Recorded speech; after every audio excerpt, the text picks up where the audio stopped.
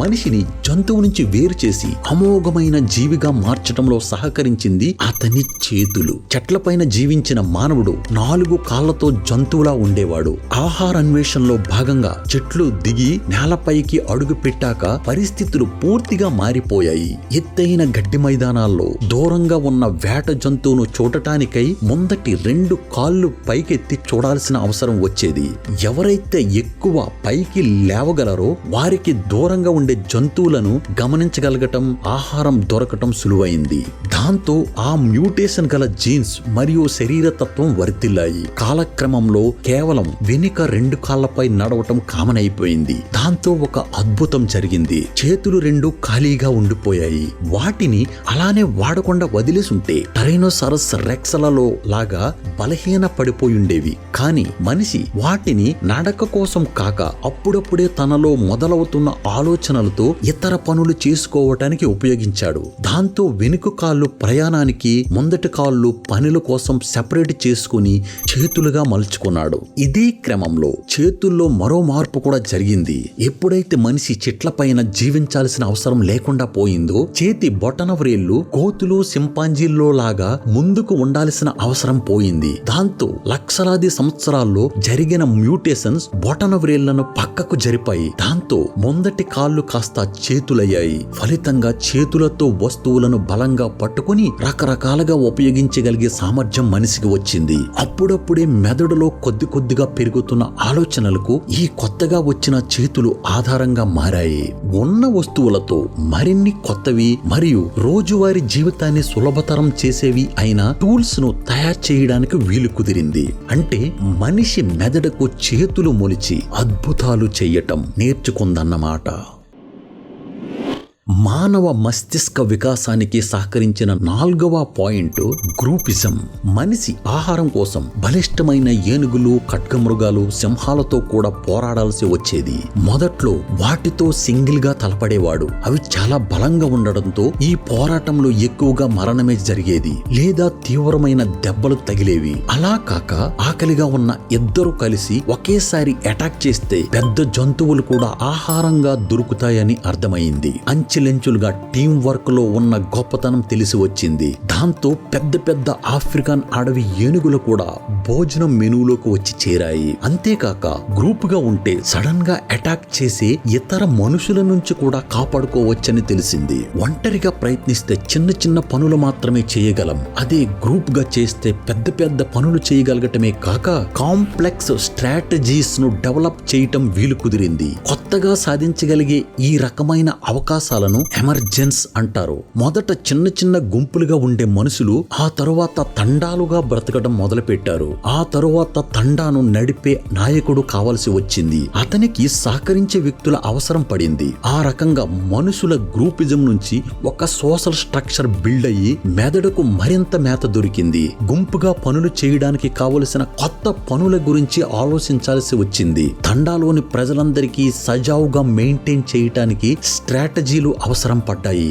దానికి తోడు కలిసొచ్చిన emergent behaviour కారణంగా మెదడు ఆలోచన పరిధి పెరిగింది. దాంతో మనిషి జీవనంలో సేఫ్టీ పెరిగింది. శ్రమ తక్కువ, సౌఖ్యం ఎక్కువ అయ్యింది. అంతేకాక ఒకే వ్యక్తి తనకు అవసరమైన అన్ని పనులు చేయాల్సిన అవసరం లేకుండా ఏ పనుల్లో ఎవరికి ఏ టాలెంట్ ఉంటే వారు ఆయా పనులు మాత్రమే చేసేలా షేర్ చేసుకున్నారు. దాంతో టాలెంట్ పైన మాత్రమే ఫోకస్ చేసి దాన్ని మాత్రమే ఇంప్రూవ్ చేసుకునే అవకాశం వచ్చింది.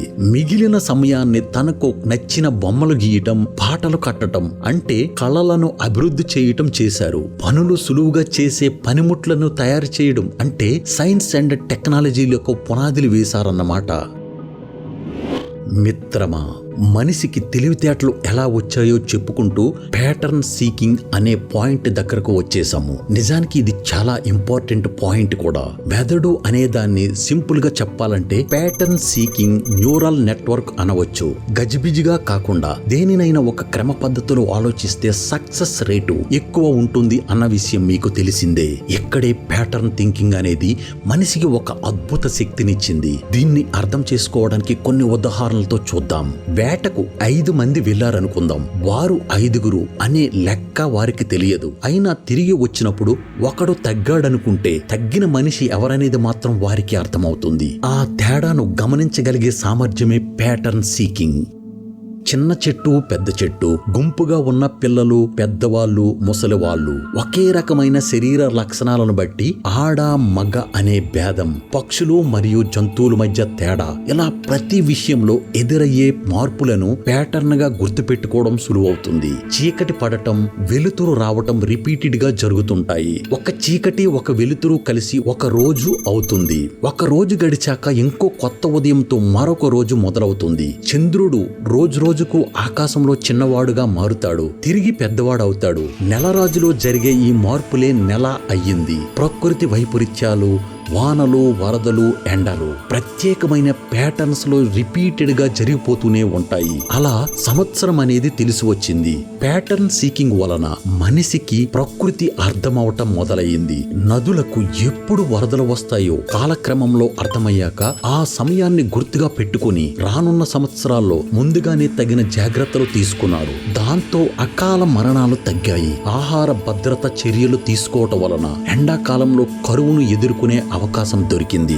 రాత్రిపూట నక్షత్రాలను గమనించి నావిగేషన్ చేయటం అర్థం చేసుకోగలిగాడు. కన్ఫ్యూజన్ ఉండకూడదని ఒక పర్టికులర్ ప్యాటర్న్ లో కనిపించే నక్షత్రాలకు రకరకాల పేర్లు పెట్టుకుని ఖగోళాన్ని అర్థం చేసుకునే క్రమంలో ఖగోళ శాస్త్రాన్ని తయారు చేశాడు. ఏ పనులకు ఎంతమంది వెళ్తున్నారు, ఎంతమంది తిరిగి వస్తున్నారు అనేది తెలుసుండాల్సిన అవసరం నుంచి లెక్కలు పుట్టుకు వచ్చాయి. అంటే మ్యాథమెటిక్స్ అనేది మనిషి మెదడులోని ప్యాటర్న్ సీకింగ్ విధానం నుంచి వచ్చిన ఒక అద్భుత సాధనం అనుకోవచ్చు అన్నట్లు.